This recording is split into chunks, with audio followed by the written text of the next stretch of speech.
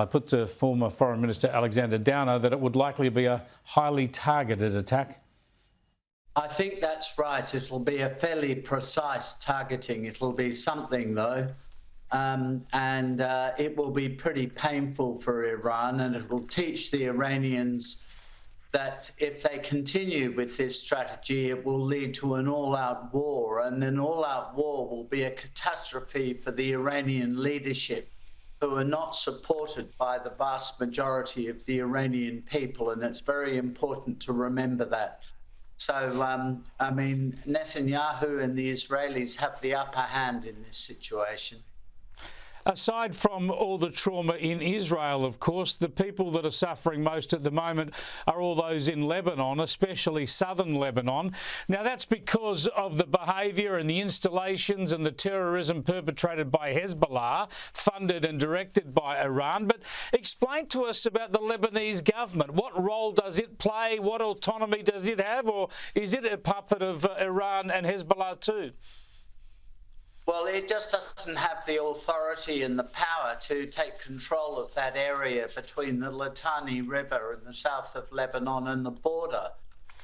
You know, under the Security Council Resolution 1701, that area is supposed to be cleared of any military other than the Lebanese military, and what's called UNIFIL, the United Nations Force in Lebanon. Well, UNIFIL has just gone missing altogether.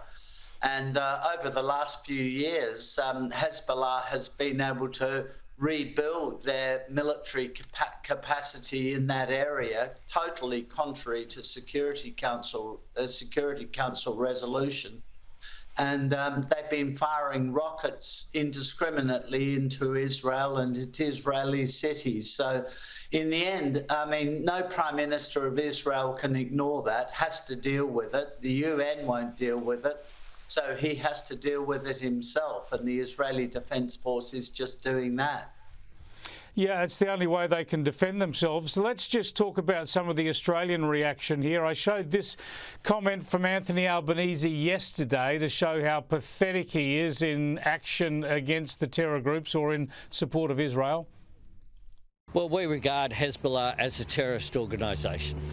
As we regard Hamas as a terrorist organisation, we have been working with like-minded countries and issuing appropriate statements such as the ones that I referred to.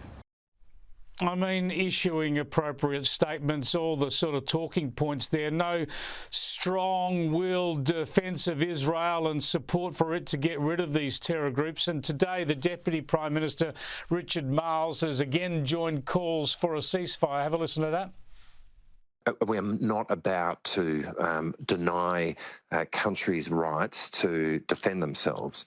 That said, we have added our voice to an international call led by the United States for a 21-day ceasefire, and we continue to do that.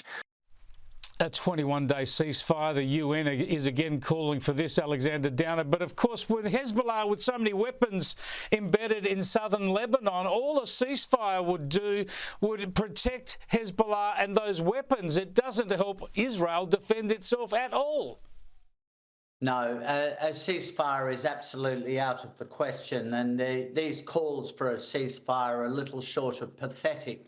I mean, the Israeli government will, of course, not take any notice of these cries for a ceasefire, which will be entirely to the advantage of Hezbollah. When Hezbollah are on the back foot, now's the time to crush them. Apparently not. Now's the time to give them a break, give them 21, I'm not sure why it's 21 days, but 21 days to rebuild themselves and consolidate their position so that they'll be well placed to fire more rockets and missiles into Israel. I mean, it's absolutely out of the question. I make this point about the Australian government. Nobody in the world is listening to Australia anymore. Australia has played itself out of this issue completely. It has no soft power, and its statements have no meaning because they're not helpful to Israel. They're not helpful to dealing with this problem of Islamic terrorism, which is trying to destroy Israel. And so bearing that in mind, and bearing in mind everybody knows that Labor's position is entirely driven by domestic politics, people will just ignore them, and they are ignoring them.